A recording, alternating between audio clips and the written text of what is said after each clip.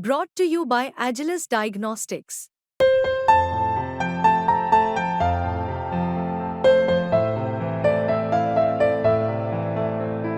Agilus Diagnostics. सच्चाई तो क्या है? अगर सच्चाई पे मैं बोलूंगा तो हो सकता है कि हमारे समाजवादी पार्टी के सहयोगियों को अच्छा न लगे, और तो और हमारे नेता प्रतिपक्ष के जनपद में स्वयं वहां काला नमक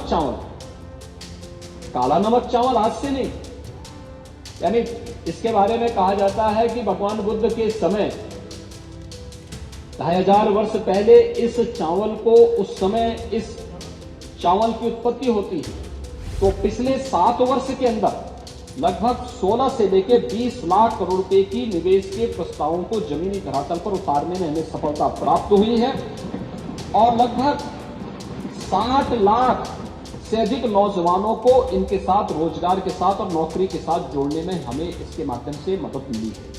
सच्चाई तो क्या है?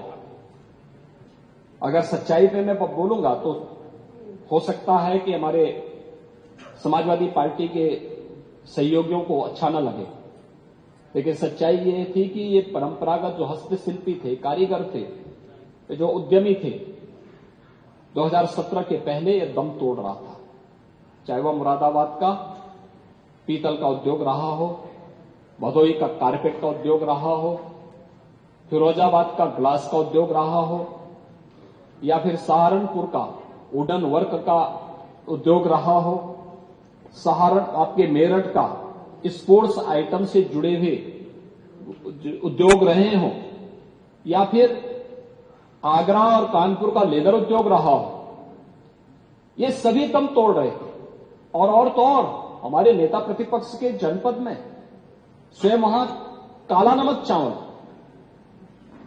चावल आज से नहीं, यानी इसके बारे में कहा जाता है कि भगवान बुद्ध के समय 2000 वर्ष पहले इस चावल को, उस समय इस चावल की उत्पत्ति होती है और दुनिया का सबसे अधिक प्रोटीन से युक्त, सबसे सॉफ्ट चावल है।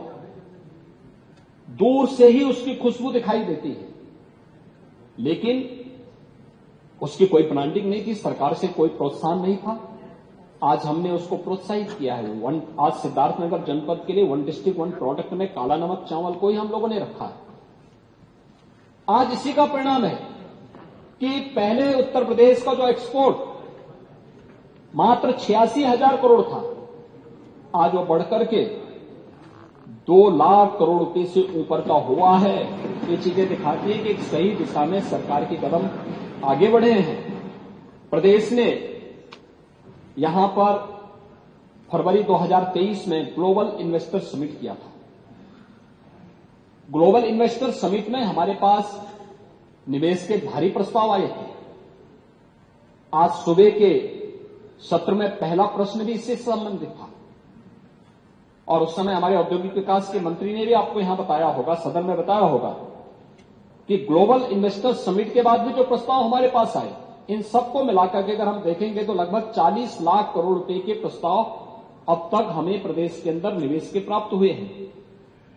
ये निवेश के प्रस्ताव अगर आगे बढ़ते हैं तो इससे लगभग 1.25 लाख, इससे 1.25 करोड़ यानी 1,25,00,000 से अधिक नौजवानों को सीधे सीधे नौकरी प्राप्त होती है।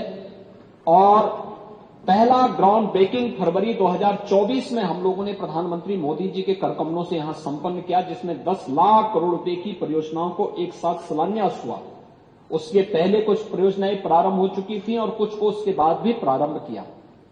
तो अगर आप देखेंगे तो पिछले 7 वर्ष के अंदर लगभग 16 से लेकर 20 लाख करोड़ रुपए की निवेश के प्रस्तावों को जमीनी धरातल पर उतारने में हमें सफलता प्राप्त हुई है और लगभग 60 लाख से अधिक नौजवानों को इनके साथ रोजगार के साथ और नौकरी के साथ जोड़ने में हमें इसके माध्यम से मदद मिली है।